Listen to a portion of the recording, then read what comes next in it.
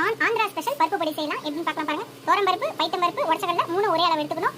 காரத்துக்கு தேவையான காஞ்ச மிளகாய் நான் ஒரு 7 இருந்து 8 மிளகாய் எடுத்துருக்கேன். 1 ஸ்பூன் சீரகம், ஒரு ஸ்பூன் மிளகு, தேவையான அளவு உப்பு, பெருங்காயம், 5 பல் பூண்டு, கருவேப்பிலை. பூண்டு வேண்டான்றவங்க ஸ்கிப் பண்ணிக்கலாம். பூண்டு வேண்டான்றவங்க ஸ்கிப் பண்ணிட்டு இது வரையும் பண்ணிக்கலாம். பூண்டை தவிர கருவேப்பிலை தேவையான. இப்போ எல்லாத்தையுமே ட்ரை ரோஸ்ட் நல்லா பொன்னிறமா வறுத்து எடுத்துக்கலாம். ஃபர்ஸ்ட் தோரம் பருப்பு போட்டு வறுத்துக்கலாம். நல்லா பொன்னிறமா வறுத்துக்கலாம். நல்லா வாசனை வரணும். தோரம் பருப்பு வறுத்தாச்சு, அதுக்கு கிணத்துல போட்டுக்கலாம். ஆறட்டும். பைத்தம் பருப்பு போட்டு வறுத்துக்கலாம். பைத்தம் பருப்பு வறுத்தாச்சு போட்டுக்கலாம். உடச்சக்கடலை போட்டுக்கலாம், வறுத்துக்கலாம். உடச்சக்கடலை வறுத்தாச்சு, அதையும் போட்டுக்கலாம். மிளகு, சீரகம், மிளகாய் இது எல்லாத்தையும் வறுத்துக்கலாம். வறுத்தாச்சு, இதையும் போட்டு ஆரம்பிச்சா பெருங்காய பொடி, உப்பு தேவையான போட்டாச்சு. சப்போஸ் கட்டி பெருங்காயம்னா நீங்க கடாயில வறுத்து போட்டுக்கலாம். நம்மளோட ஆந்திரா ஸ்பெஷல் பருப்பு பொடி ரெடி. சூப்பரா டேஸ்டா இருக்கும். சட்டுன்னு நம்ம சாப்பிடணும், எங்கேயாவது வெளியில் போயிட்டு வந்தோம்னா நம்ம வீட்டில் ரைஸ் வச்சுட்டு இந்த பருப்பு பொடி இருந்தாலே போதும்.